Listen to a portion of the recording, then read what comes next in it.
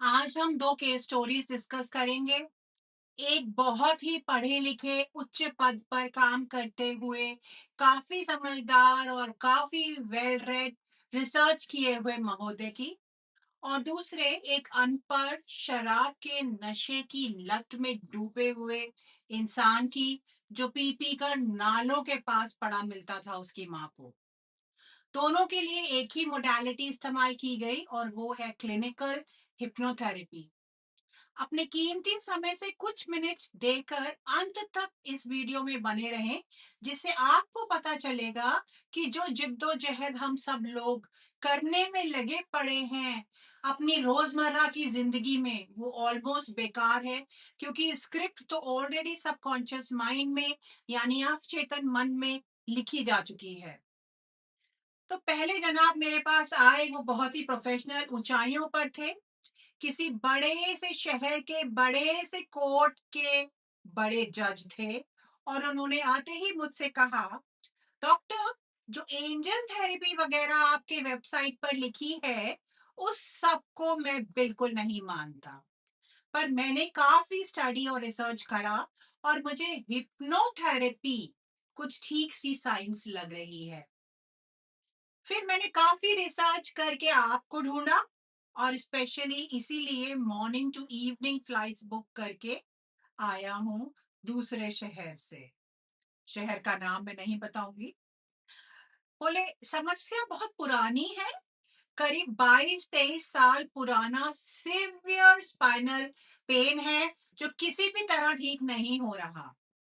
सब कुछ करके देख लिया है, बड़े से बड़े डॉक्टर को कंसल्ट कर लिया है और इलाज करवा लिया है, और अब ये हिप्नोथेरेपी सेशन एक लास्ट रिजॉर्ट है। मैंने कहा, मैं ये मानती हूँ कि जो आत्मा मुझ तक पहुंच गई, उसका ठीक होने का समय आ गया है, और वो ठीक होकर के ही मेरे पास से जाएगी। मोडालिटी यानी चिकित्सा की विधि हम कुछ भी यूज करें, अगर आप मुझे इजाजत दें तो मैं एंजल थेरेपी से ही आपका ये इशू रिजॉल्व करके आपको दिखाऊं। वो काफी फर्म थे, उन्होंने लॉजिकल माइंड जबरदस्त रूप से इस्तेमाल कर रखा था, और तय करके आए थे कि वो हिप्नोथेरेपी का ही सेशन लेंगे। और फिर लॉजिक्स के आगे मैजिक तो खो ही जाता है। खैर, उन्होंने मुझसे कहा, आप मुझे अगर वहां बैठने दें तो ज़्यादा अच्छा होगा, क्योंकि मुझे बहुत देर बैठ नहीं पाता हूँ, बैक सपोर्ट की ज़रूरत रहती है। मैंने कहा, 5 मिनट में तो आप यहाँ पर इन गद्दों पर लेटेंगे।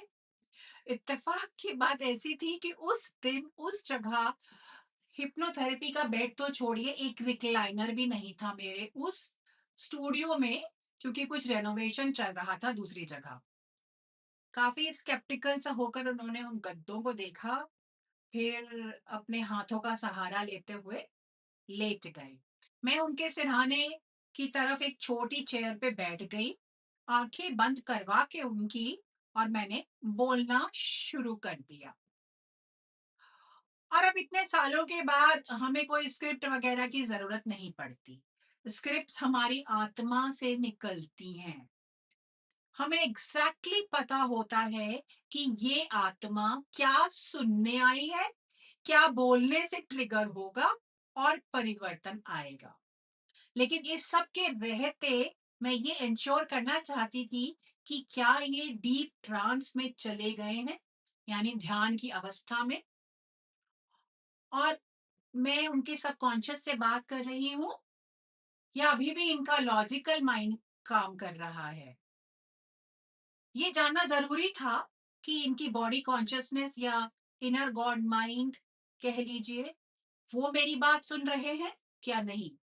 तो मैंने एक छोटा सा टेस्ट लिया, और मैंने उनसे कहा कि आपके बाएं हाथ के अंगूठे पे मैंने एक बहुत मजबूत धागे से गुलाबी रंग का बड़ा सा गुब्बारा बांध रखा है, और वो गुब्बारा ऊपर की ओर और ऊपर और ऊपर उठता जा रहा है, और उसके साथ आपका हाथ भी ऊपर उठता जा रहा है।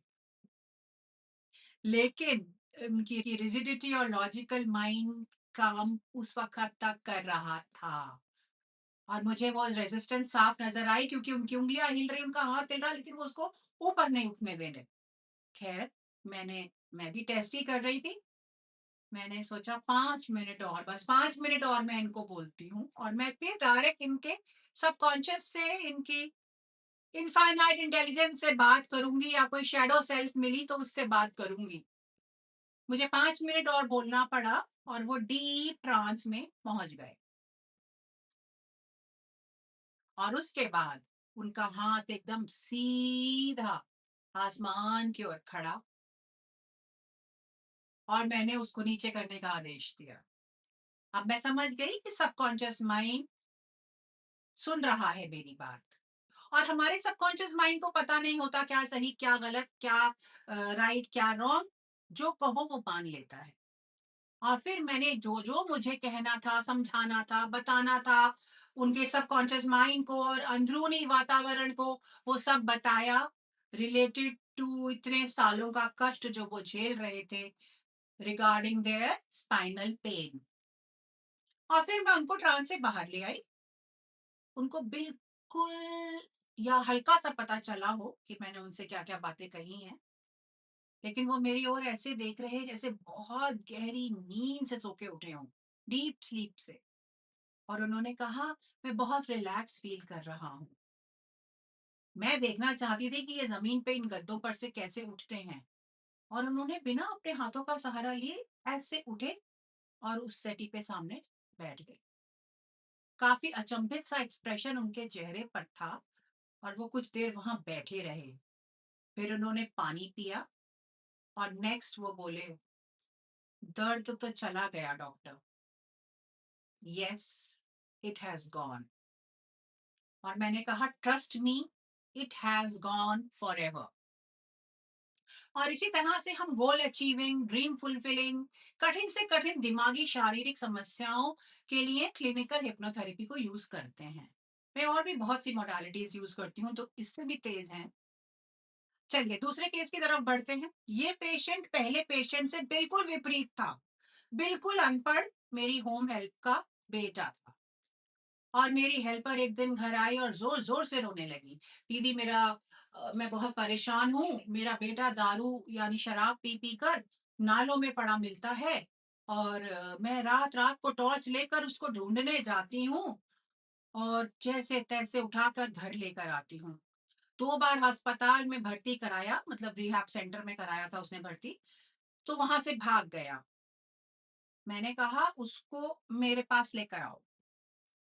तो बोली, दीदी तुम्हारी तो फीस बहुत होगी। मैंने कहा, हाँ फीस तो बहुत है। तुम सुबह सुबह 6:30 बजे आओगी और मुझे बिस्तर में चाय पिलाओगी, बेड टी। 6:45 वो वैसे भी आती थी। हंसने लगी, बोली, दीदी ये भी कोई बात हुई, मैं रोज चाय पिला दूंगी। दिल्ली की सर्दी में ये एक लग्जरी है। बाहर का टेम्परेचर 2-3 डिग्री टेम्परेचर होता है जब, और उस वक्त रजाई में बिस्तर में कोई आपको सुबह सुबह गर्म चाय पिला दे, ये लग्जरी ही है। खैर, उसका बेटा मेरे पास आ गया और अब मुझे समझ नहीं आ रहा कि मैं इससे क्या बोलूं, क्योंकि उसके पास वोकेबलरी नहीं, मैं कौन से टर्म्स यूज करूं। खैर, अच्छी इंग्लिश के साथ साथ ये अच्छी बात है कि मुझे हिंदी बहुत अच्छी आती है। उसको मैं डीप ट्रांस में तो ले गई और उसके अवचेतन मन को मैंने समझाया कि आजकल की शराब, दारू में, खासकर देसी दारू में मिलावट बहुत हो रही है। आजकल दारू को तेज करने के लिए लोग उसमें तेजाब मिला रहे हैं। और जैसे ही वो तेजाब मिली दारू का एक घूंट पियो तो जबान जल जाती है। दूसरा घूंट पीने से ये वो हो जाता है, फलाना ढिमकाना। और तीसरा घूंट पीने से अंदर का सब झुलस जाता है, एक्सेट्रा एक्सेट्रा। और मैंने ये कह कह के उसके सबकॉन्शियस को कन्विंस कर दिया। खैर, वो बड़ी गहरी नींद से सो के उठा। अगले दिन मेरी हेल्प हंसती भी आई, बोली, दीदी तुमने क्या जादू कर दियो। रात को मेरा बेटा बोला, मम्मी आजकल दारू में कुछ मिलावट कर रहे हैं, पहला घूंट ना पिया गया मुझसे। दीदी रात को पहली बार वो घर में सोया है और हमारे साथ खाना खाया है उसने। मैंने कहा फिक्र मत करो, वो रोज सोएगा और रोज खाएगा। तो खैर उसने अपना वादा निभाया, मुझे गरम गरम चाय मिलती रही। I still miss her. For those who don't understand Hindi, all these videos can be heard in English by changing language change option on YouTube. do subscribe to the channel, follow us on FB and Insta। और अगर videos पसंद आती हैं तो like जरूर कीजिएगा। Much love.